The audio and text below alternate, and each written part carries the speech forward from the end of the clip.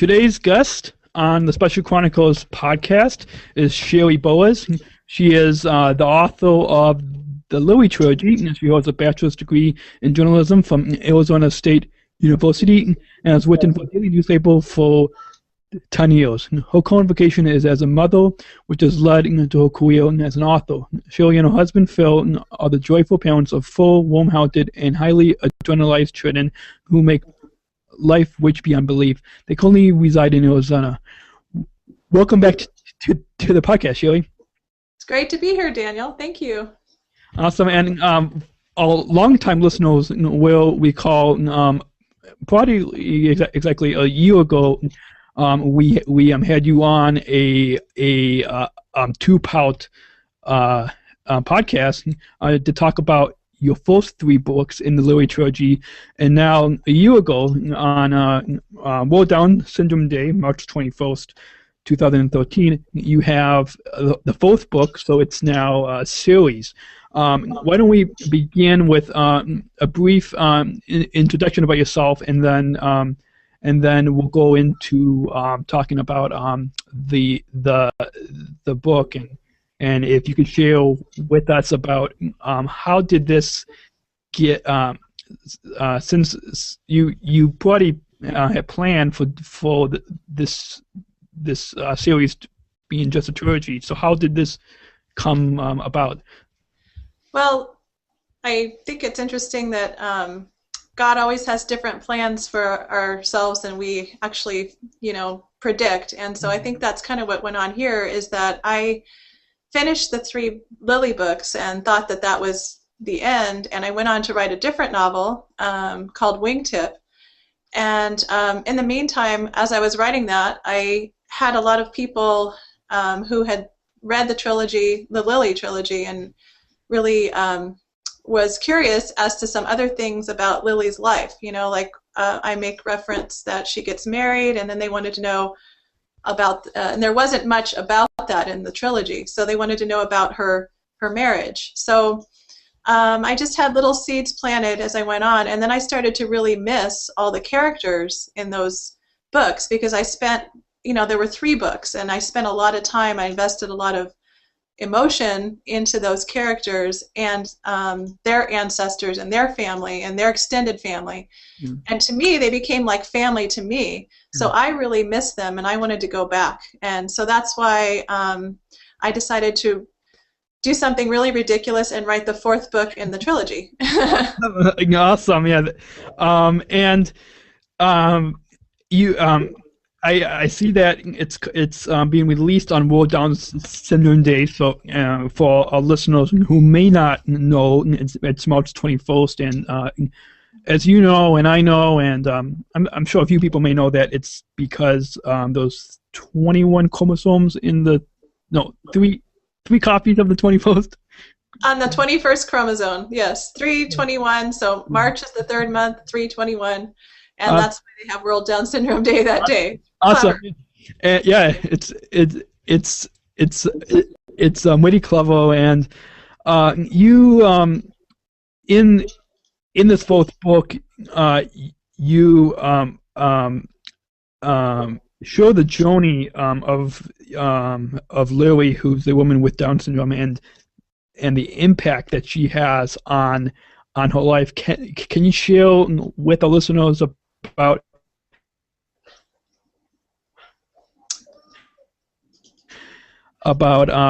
how she, without giving too much away in the book, but can you share with our listeners how does she, or I guess anyone with Down syndrome like your daughter can make a profound impact on our society? Yeah, this always makes me nervous when I talk about my books, because I don't want to give too much away, and especially on the fourth one, because honestly, if I blow it and I say something that happens in the fourth one that ruins the first three, I'm going to be really mad at myself. But this fourth book picks up on the third generation of Lily's family. Lily is a woman with Down syndrome who has been taken care of by various people in her family, and those are the three people that narrate the first three.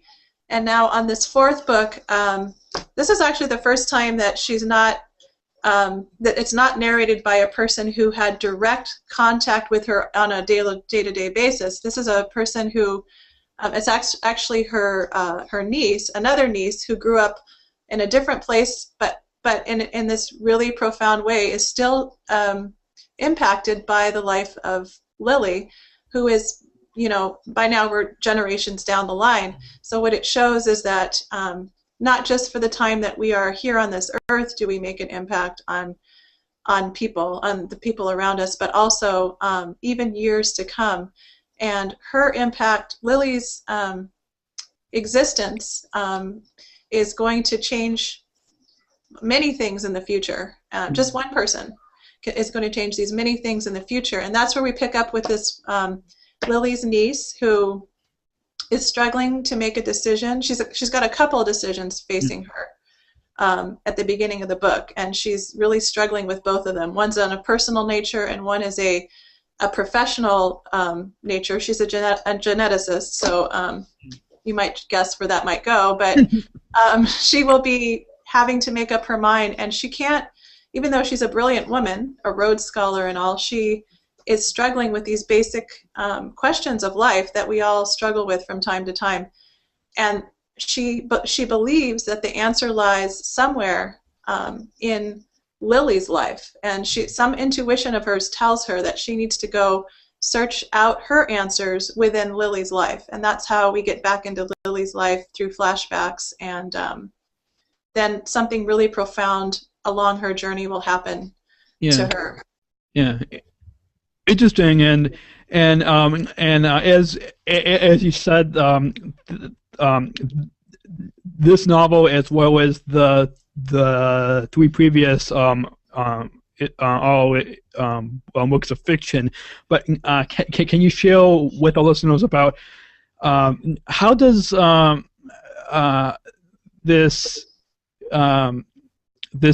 this fiction story combine with real life without getting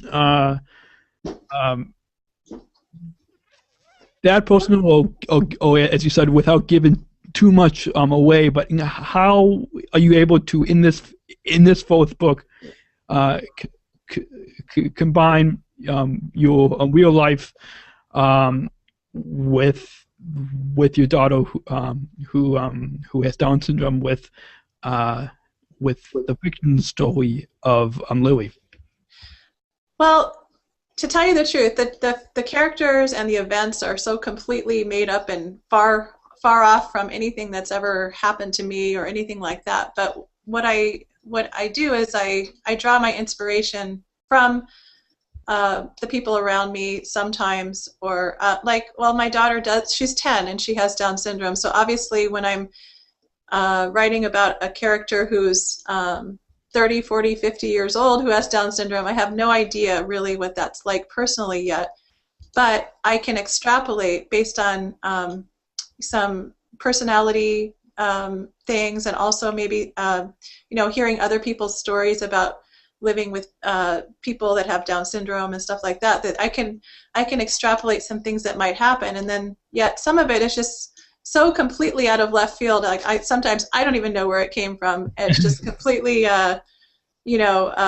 some made up event that I wanted to show I wanted to show something about the character, so I create this little event in their life that highlights how they react to it, to what happens to them, shows something about their character, and then eventually shows something about how they grow as a character as the book goes on.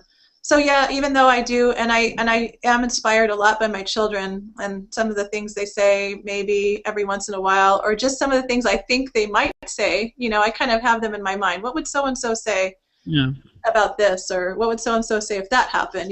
But so really, I would say like the majority of it is just in just in my imagination. So. Yeah, awesome, and now let's now talk about the impact about how someone who has syndrome, uh, like either Lily, in your book, or your daughter, how is someone's life impacted years to come? So like when they first meet either your daughter or, like, for example, another character in your book meets Lily, or anyone who has Down syndrome, uh, you mentioned how they have a real impact into the future. So uh, how are they able to impact humanity in the future? Well, in the case of this fictional character of the fourth book and this fictional scenario that I set up, Lily actually changes a huge thing about the future. I mean, maybe let me rephrase that. She has the potential to change something big. Now, I think that I wish I could just say it out loud because I don't want to give away the plot, but there's a huge decision that this character is trying to make of whether she's going to be a part of something, and she's going to make that decision based on all of her past experiences, but then something new that's going to come flying at her, which has to do with Lily. So, and then I'll just give you an example from one of the first books. There was a little scene, a little side scenario in there where somebody that had known Lily wrote a letter to, I can't remember what character it was now, but wrote a letter basically saying, I had a baby in utero who was diagnosed with Down syndrome, and because I knew Lily in her earlier years, she was okay and proceeded with that pregnancy because of knowing Lily. And she didn't know Lily very well. It was kind of this, brief passing through her life kind of thing. But just having known her, she realized that this life, that growing within her, had a bright future regardless of what kind of disabilities might be present, and was somebody who was going to be invaluable to the world because she is the only one like her, or he or she. There's only one chance to bring that particular life into the world, and then if it doesn't happen, then that particular life, that particular person, that particular impact on the world is lost forever. We don't get it back again.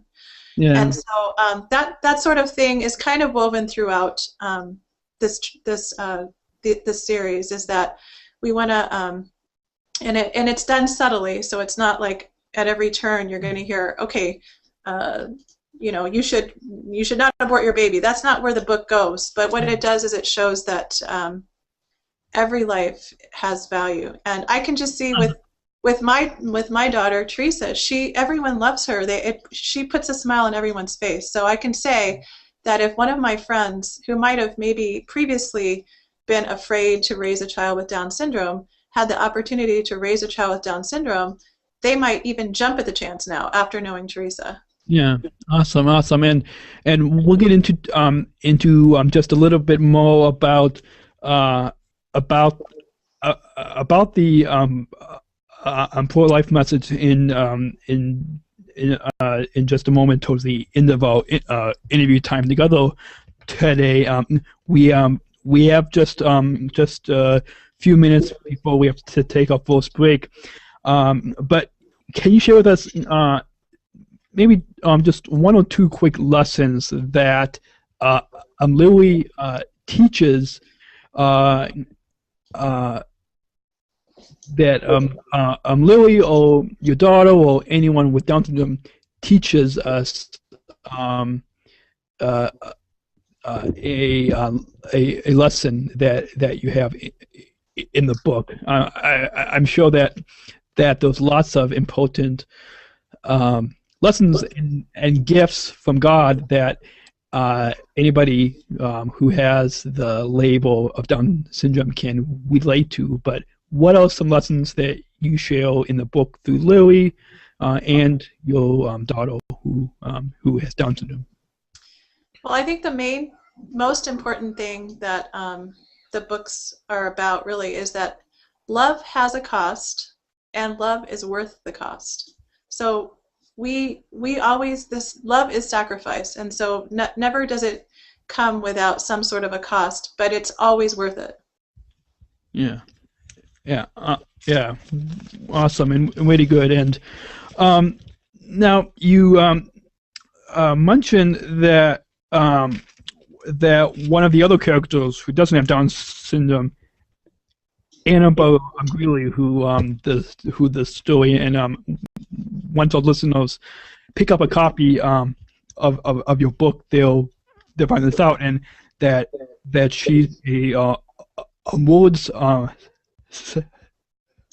scholar, and I've and I'm sure some of our listeners may have heard of that before, but can you really briefly, and we have less than 30 seconds before we have to take a first break, can you share with us about what a Rhodes scholar is?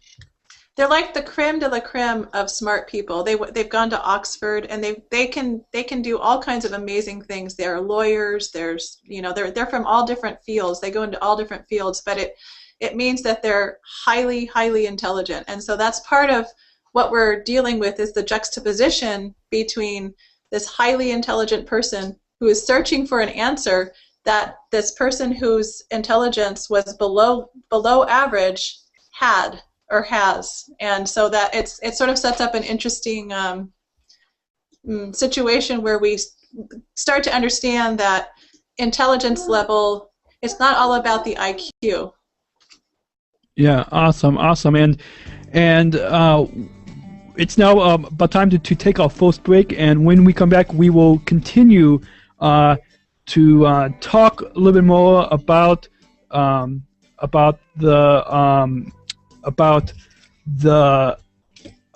fourth book in the Lily series by SherryBoas. The title of the book is called "The Things Lily Knew." And we'll be right back. You'll listen to the Special Chronicles podcast at specialchronicles.com, and we'll be right back.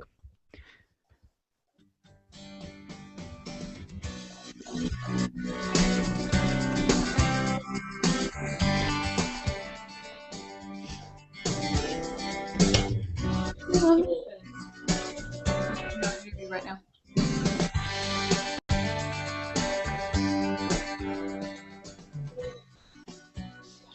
Provident Films presents The Inspiring Story, October Baby, coming to DVD and Blu-ray. October Baby, a young woman's journey to discover her hidden past and find hope for her future, leads her to discover the true power of forgiveness. Because every life is beautiful. October Baby, from Provident Films, on DVD and Blu-ray, available now.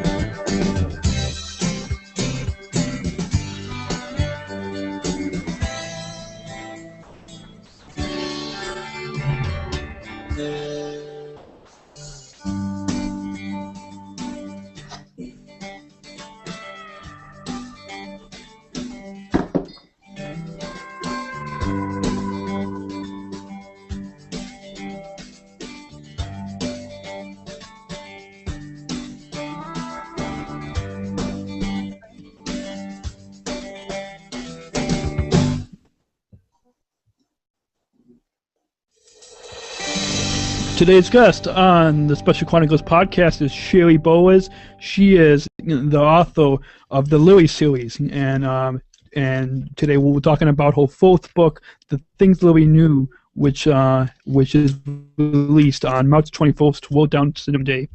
Welcome back to the podcast, Sherry. Thank you, Daniel. It's good to be here. And we'll continue our conversation about your fourth book, and one of the things that you talked about is that the story in which it's told from Annabelle's perspective, and you talked about how she has a decision that would change her and those lives, and you talk about how it's about the future of humanity. Can you maybe share with us, not really about the book per se, but more about an example, either from real life, either from your life or a story of someone else that you have talked to about how someone's life in meeting someone who has Down syndrome, how their decision was changed, and it helps the future of humanity. Well, I think that more people that come in contact with and have friends who have Down syndrome or any other kind of disability, the more you start to realize that people are just people, and that we need all sorts of people. God created each of us for a specific reason, and so He created us the way we are for a specific reason. So there might be things we don't like about ourselves. There might be personality traits we don't like about ourselves, or there might be, there might be some physical trait we don't like about ourselves, but this is the way that God wanted us to be. So He created us this way, and it is for a reason. And maybe some of us even have a larger cross to carry than others, but everyone has a purpose. And so if we're here, we have to try to determine what that purpose is as it relates to God's plan. So basically, Annabelle Greeley, the character here, goes on a quest to figure out, and she's not really there to figure out what God's plan is for her, because God isn't so much in her frame of reference, at least not in the beginning. And but she's actually trying to figure out what love is. So she goes on this quest to figure this out.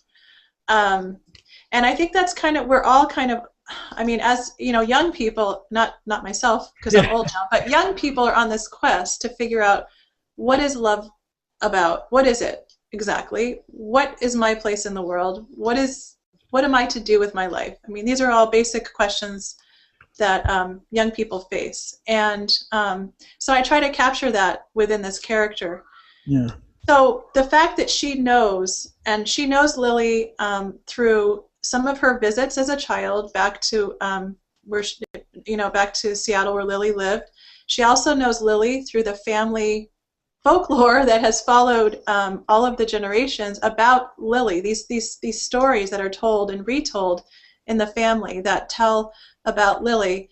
And because she knows Lily, and because the people that she's close to know Lily, those people are not the same people they would have been had they not known Lily. So how does a person with Down syndrome impact other people? I can't say that I know exactly the answer to that question, but there are so many ways. There's a myriad of ways that happens, and all I'm doing in these books is capturing a few of the many ways. So, for instance, maybe Annabelle, something about Lily and her marriage is going to shed light on something that Annabelle needs to know as she's looking at marriage. So these sort of things, and then there's the very large, very big reality that Annabelle comes to realize, or dawns on her, that she wouldn't even be alive if it wasn't for Lily. If you do all the steps backwards, Annabelle's existence actually is traced to Lily's existence, and I'm not going to tell you how that is, but because it's fun to discover. But yeah, awesome. And on you mentioned about how she anyone with Down syndrome teaches us about love, and how a lot of people are on a quest for love, and that reminded me. I forgot who I was talking to, but as you know, as a journalist, you talk to a lot of people, and I was talking to someone who said how and I forgot the exact quote, but they talked about how people who have Down syndrome help to show that the unconditional love, that they have unconditional love to give, and I find that a really inspiring gift that that I'm sure a lot of people, or a lot of family members, even some people who may know somebody who has Down syndrome, may know that, or if they hear that, they may agree with that. But can you maybe comment on that, about how they have unconditional love to give everyone, and this can also tie in. We'll talk on this more about this in just a little bit, about how it relates to pro-life, but I feel that also is a really big, important tie into our pro-life movement. But can you maybe comment briefly about that, how someone who has Down syndrome has unconditional love to give? yeah, well, they're like everyone else. They don't have unconditional patience. Well, they don't have endless patience, but they get upset like everyone else, and they get angry with people, but they do have something, I guess you might call it unconditional love. They have something about them that's highly forgiving, that merciful, that we all should strive to achieve. They're able to put aside all of our flaws, the flaws in the other person, and just love that person. And they don't. Sometimes they don't even see the flaws that somebody who's hypercritical and always looking for them might. They're not looking for that. They're actually just looking to love people. And so that's where I think we all could learn from that. And so Lily, it's not that Lily and her husband Frank, it's not like they never have an argument. They have spats, and they're like everyone else.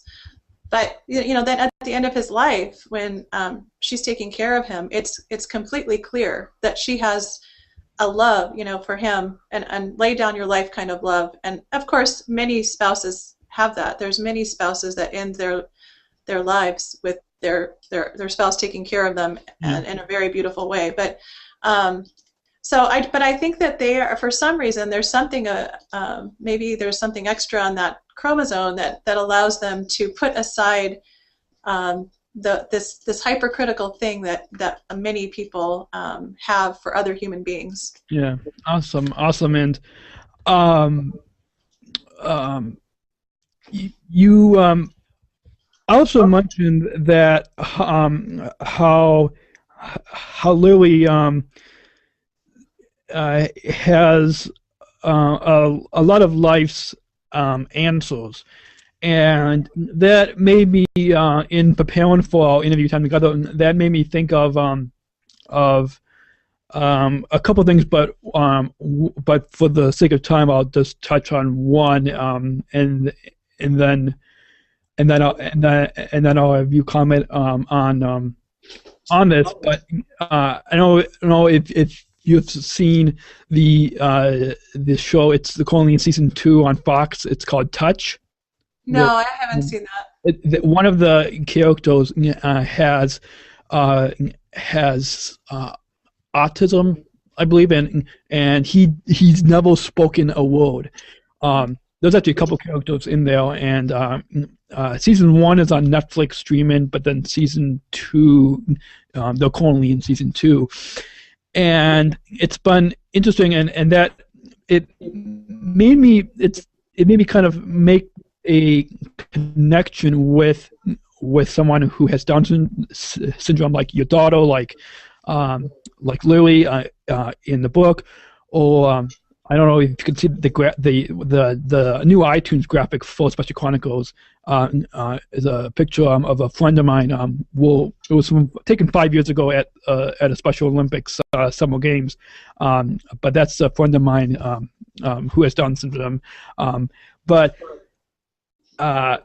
it seems how like someone who may either have autism or may have Down syndrome that they may have a lot of answers to life that some people may not know. Can you maybe comment on this? And do you see that maybe is this one of the many gifts that God maybe gives someone who may have this label of a disability, or can you comment on that? Yeah, well, what you're saying there about this character with autism, it makes me think of a video I saw once. I think it was a documentary about this girl. I think she was about 17 years old. She had autism and finally was able to type and communicate in this way, and she was this treasure lode of incredible insights into life. She had it all inside her head. And another useful thing is that she was able to articulate why it is people with autism do the certain behaviors that they do. So when she was doing a certain behavior, it was because it felt like her skin was on fire. So these are the valuable things that she was able to shed light on as to what people with autism. Hers was a very extreme case, of course, but she was so incredibly gifted in her speech when she was finally able to speak or to write, that it does show you that there's different levels of disabilities, of course, but that just because a person has difficulty communicating, it shows nothing about what's going on inside of their head or their heart, So it was very insightful. I thought that was very interesting. Yeah, absolutely. And those, I don't know if this is the documentary that you're talking about, but there's a documentary that I saw about some people who have autism. It's called Witches and Jabbers. Is that the documentary? I don't think it was mostly focused on this one girl who had just acquired this gift of communicating. It was quite remarkable. Yeah. It's neat. And now let's move on and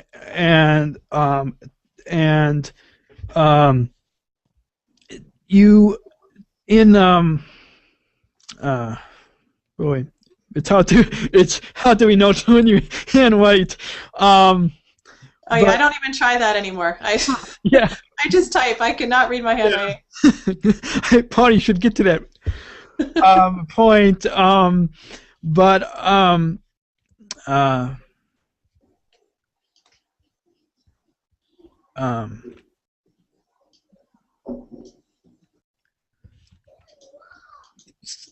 So. Did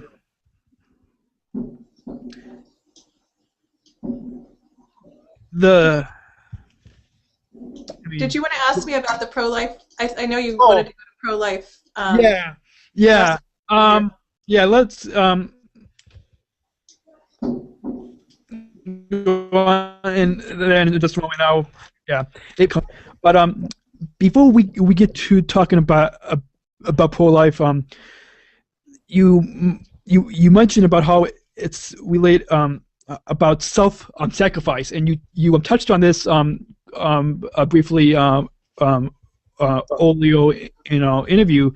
But what can your readers learn from this message of self-sacrifice in the book? Well, actually, that is the kind of the bottom line message. Where all of these characters have to learn that there's really nothing else that's that important in life than loving. But loving doesn't. It's not just a fuzzy feeling. Loving requires sacrifice. So if we are all called to love, which is our primary vocation, then we have to learn it. And it's not easy. Obviously, we don't really want to do it many times.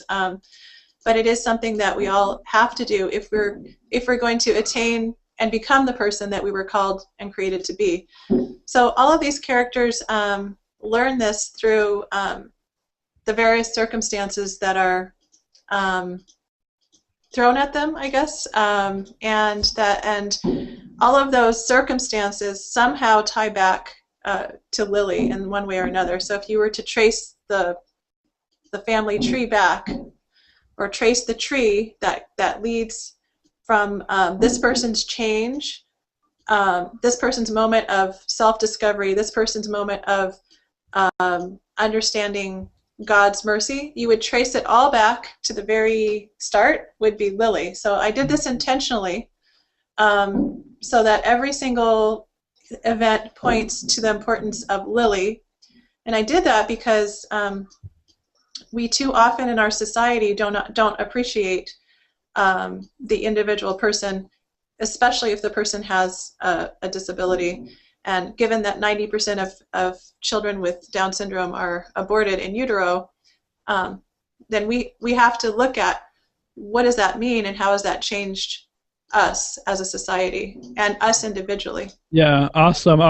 And it's about time to take our second break, and when we come back, we'll get into more about how this new Louis novel how it relates to pro-life, and find some witty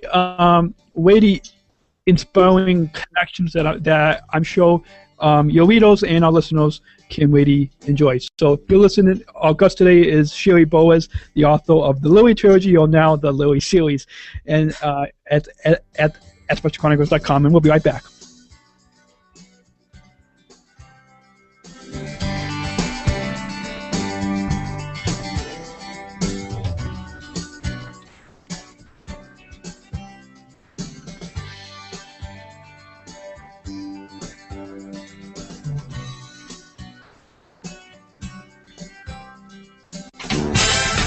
If you like this show, you might also want to check out The Break with Father Roderick. The Break is an award-winning weekly show about movies, technology, games, health, food, and faith. From The Simpsons to the sacraments, from technology to theology, The Break features the cool and the classical, the past and the future, the trends, and the tradition. Download the show for free on iTunes or listen at sqpn.com.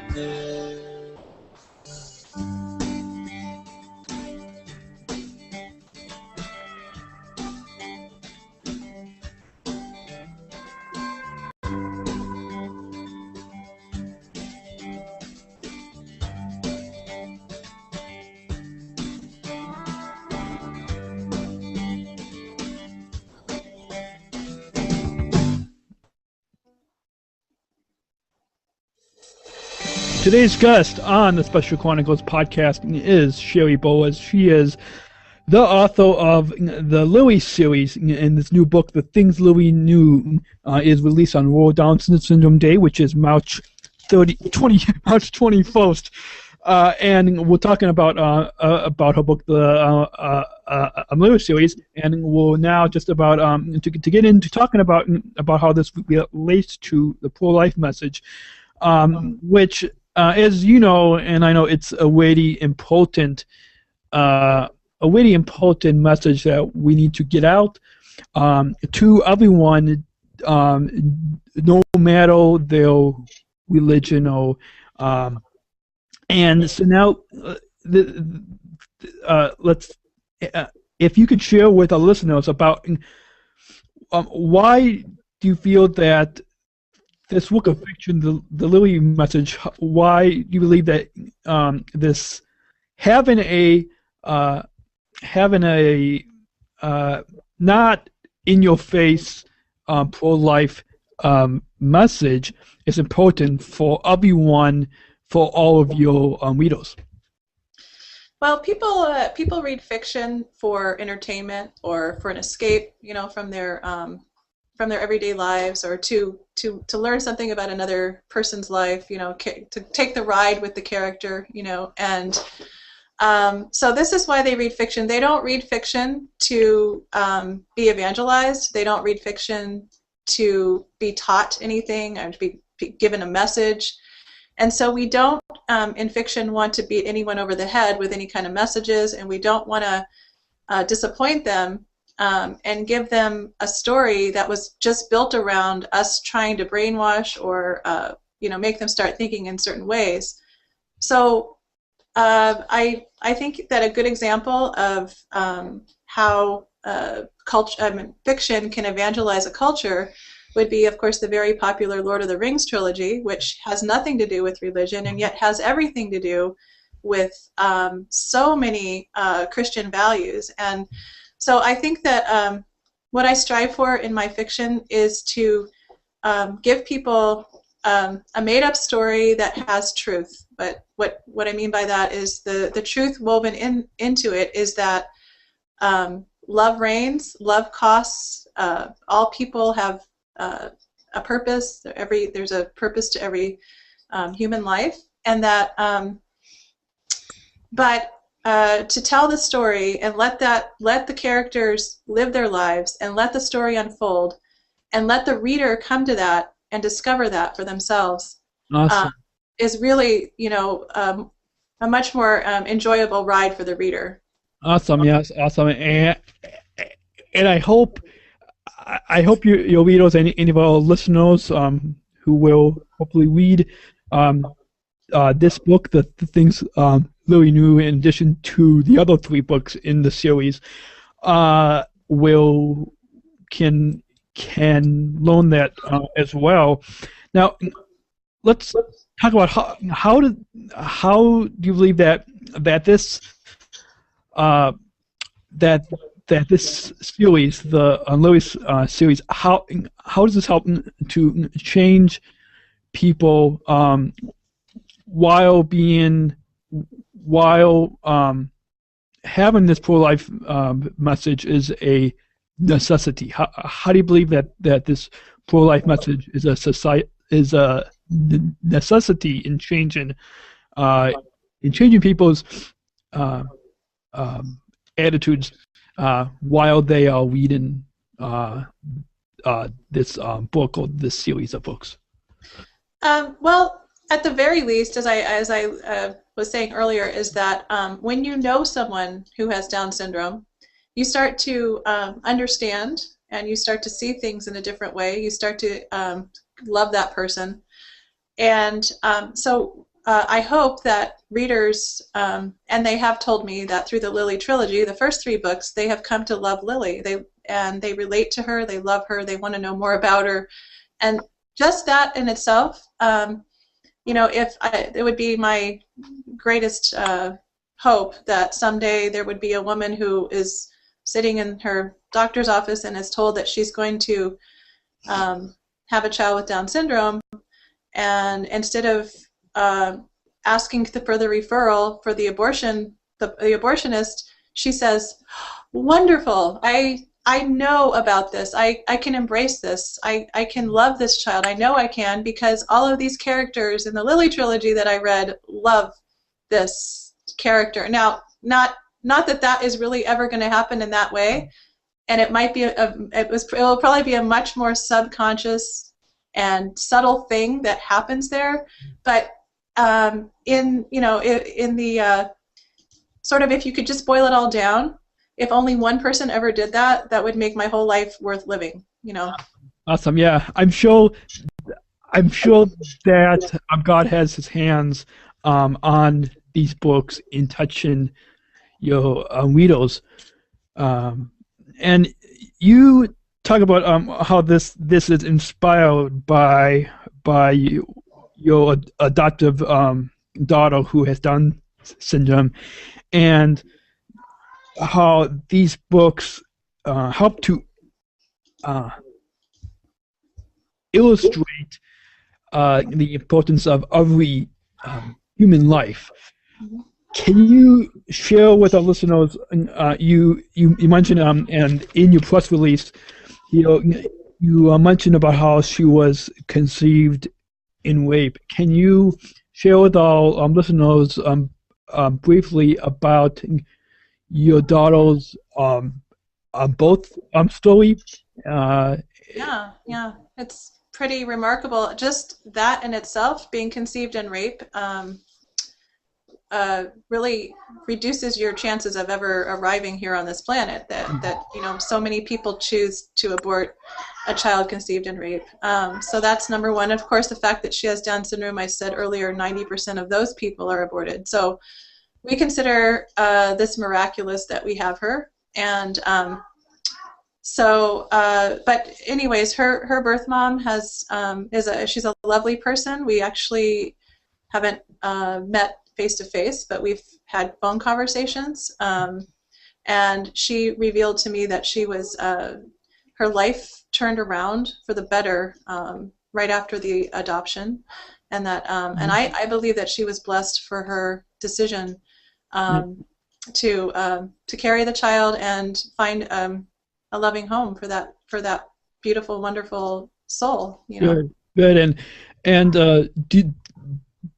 does she has she ever got to meet your daughter in person, or do you think in the future either of them might want to meet? Yeah, I think it's a big possibility they might, and we have left the door open as far as meeting with her, but we're anonymous to each other, but we know we can get in touch with each other through the adoption agency. So good. And now kind of somewhat going in another spin. We're nearing the end of our interview time together. You said, and we if I listen back to a year ago to your two-part interview,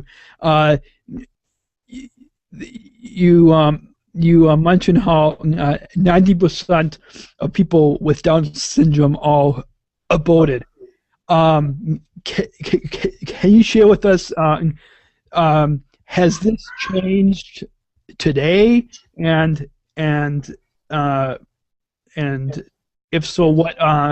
How do you think this has changed, or will this change? What are your thoughts on that? Well, I sort of like see maybe two possible outcomes. On the one hand, there are tests that are even more earlier. They're earlier that a pregnant woman can get, and that will be sort of a what do you call it? Just the doctor will just do it. They're not asked if they want the test, and so more women will find out that they have a child who has Down syndrome at an earlier gestation. And unfortunately, I think what that means is that more people might opt for abortion.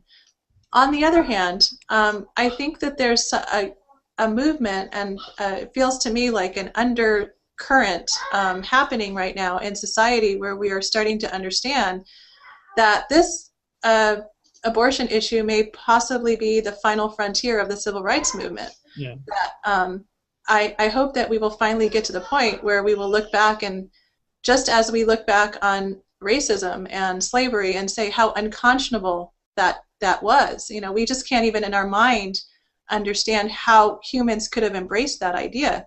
And I hope that that's where we're moving. It may not be tomorrow, it won't be tomorrow, but I think eventually, you know, we're fighting the good fight, and I think eventually we can win. Awesome. I definitely agree with you that we can win this battle. And you also mentioned, kind of going in also along with this pro-life message, and how a lot of people, you say that it's a very attractive message, and how within the context that you have in the Lily trilogy of both love and mercy, how this all ties in with pro-life, and how people are attracted to this to this message. Can you share with our listeners, why do you believe that people are so intrigued by this message of love and mercy within your books, the Louis trilogy? Why are people so attracted to this? Well, I think because it's about love, and that's what every human craves. That's what we want at the very core. We all want that, and we don't want fake love. We don't want the stuff that just looks like love and is actually some other thing that disguises, that's disguised. We actually want authentic love, and there's one source for that, and He has given it to us all through. All we need to do is ask, and ultimately that's what the books point to, is the one, the Creator, the giver of life, the giver of light. But like I said, in a subtle way. But I think that through laughing with the characters, through crying with the characters, people are drawn into the story, to the point where by the time they've finished, they themselves have walked along with the character who changes, and they themselves might actually experience some kind of a change as well. Awesome. And I believe that this actually brings our conversation and our interview time together full circle with this whole message of love, and how people are all attracted to this within your books, the Lewis series. We have just a few minutes left in our interview time together. Do you see in the future, now that this is your fourth book in the series, do you see any additional books in the series coming in the future, or what does the future look like for Louis and the series? Well, I have at least two more in mind, two more planned, and then we'll see after that. I feel like it'll be done with the sixth one, but I won't want to say that because I thought I was done with after the third. Yeah, so. Yeah, definitely. Yeah, I think as you mentioned at the top of the show, that you thought you were done, but it was God's plan to have you continue telling Louis' story. Mm-hmm. So, how can our listeners connect with you online and find out more information, as well as, I'm sure our listeners are hopefully intrigued now to go out and buy your book, The Things Louis Knew, which is the fourth in the Louis series. Yep. Well, it's like you mentioned, the official release date is March 21st, but it's actually available only on Amazon right now because it's a different printing source, but on Amazon right now and through Kindle. And then by the beginning of April, it'll be available in Catholic bookstores and other bookstores nationwide. But you can go on Amazon, or you can go to my website. Catholic Word distributes all of my titles, and so www.lilytrilogy.com.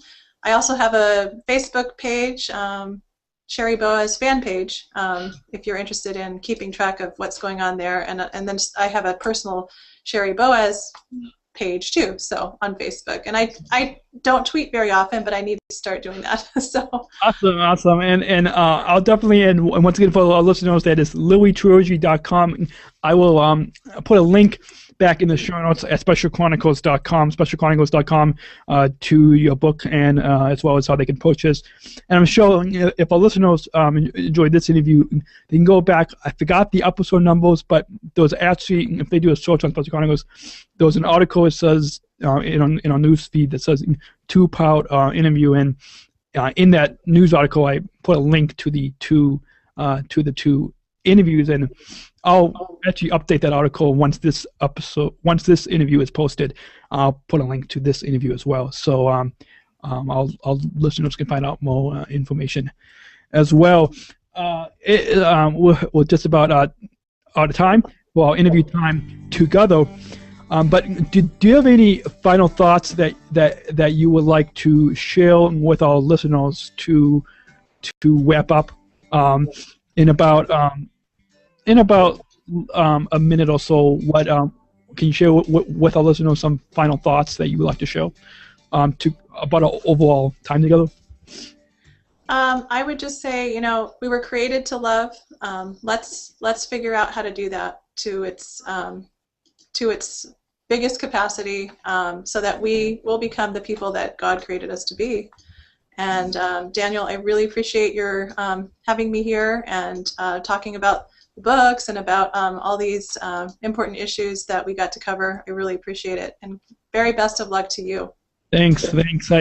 I hope that all listeners have enjoyed this, and I thank you for taking the time to come on the podcast here at SpecialChronicles.com, and I hope to get a chance to meet you in person.